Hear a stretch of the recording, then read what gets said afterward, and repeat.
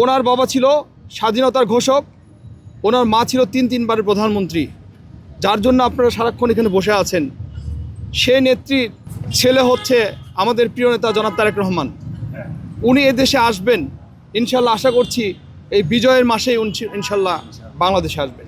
আমাদের প্রিয় নেতা বিএনপির ভারপ্রাপ্ত চেয়ারম্যান জনাব তারেক রহমানের সহধর্মিণী বিশিষ্ট চিকিৎসক ডক্টর জুবাইদা রহমানের কাছে একজন রিক্সা চালক, যে পুরান ঢাকায় রিক্সা চালায়, এই ধানের শীষটি জীবিত ওনাকে দেওয়ার ইচ্ছা পোষণ করেছিল।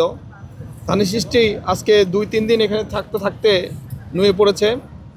এই সংবাদ ডক্টর জুবাইদা রহমানের কাছে যখন পৌঁছে, তখন উনি আমাকে বলিয়েছেন, জানেন তো উনি সামনে এত ভিড়ের মধ্যে হয়তো আসতে পারবে না, তাই আমাকে পাঠিয়েছেন ধানের শীষটি নিয়ে ওনাকে যেন এই যে 3-4 দিন এই শীতের মধ্যে কষ্ট করে এখানে বসে আছে, শুয়ে আছে, কখনো ওনাকে সসম্মানে যেন উনি বাড়ি ফিরে যেতে পারে, সেই জন্য যৎসামান্য হেল্প করেছি আমরা ওনাকে।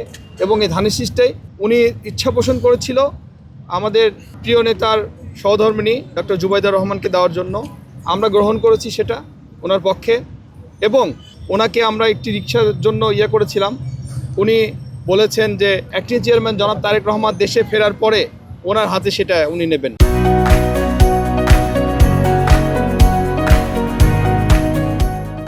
আমরা করেছি, ঠিক আছে, ওনারটাই ঠিক, এবং এইটা ওনার হাতে আমরা পৌঁছে দেব। এবং ডক্টর জুবাইদা রহমান বাসায় ফেরার পথে চেষ্টা করবেন ওনার সাথে একটু সাক্ষাতের, এটা বলেছেন। আমার কাছে তেমন আর কিছু বলার নেই।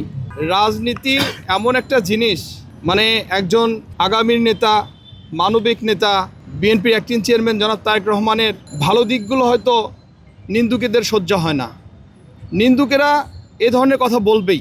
আমাদের প্রিয় নেতা জনাব তারেক রহমান নিন্দুকদের এই কথাগুলো আসলে পাত্তা দেন না। উনি ওনার প্রিয় জন্মভূমিতে ফিরবে, বিজয় বেশে ফিরবেন, এটাই স্বাভাবিক। কারণ এই দেশটা স্বাধীন, এই দেশটা ওনার হাতেই শোভা পায়। ওনার বাবা ছিল স্বাধীনতার ঘোষক, ওনার মা ছিল তিনবারের প্রধানমন্ত্রী, যার জন্য আপনারা সারাক্ষণ এখানে বসে আছেন। সে নেত্রীর ছেলে হচ্ছে আমাদের প্রিয় নেতা জনাব তারেক রহমান। উনি এদেশে আসবেন ইনশাল্লাহ, আশা করছি এই বিজয়ের মাসেই ইনশাল্লাহ বাংলাদেশে আসবেন। জনাব তারেক রহমান এমন একজন ব্যক্তি, উনি এমন কোনো প্রশ্নবিদ্ধভাবে বাংলাদেশে আসবেন না। উনি যেটা সাবলীল এবং যেটাই স্বাভাবিক সেভাবেই আসবেন, যাতে কোনো প্রশ্নবিদ্ধ না হয়। আমি তো বলেছি বিজয়ের মাসে ইনশাল্লাহ আসবেন।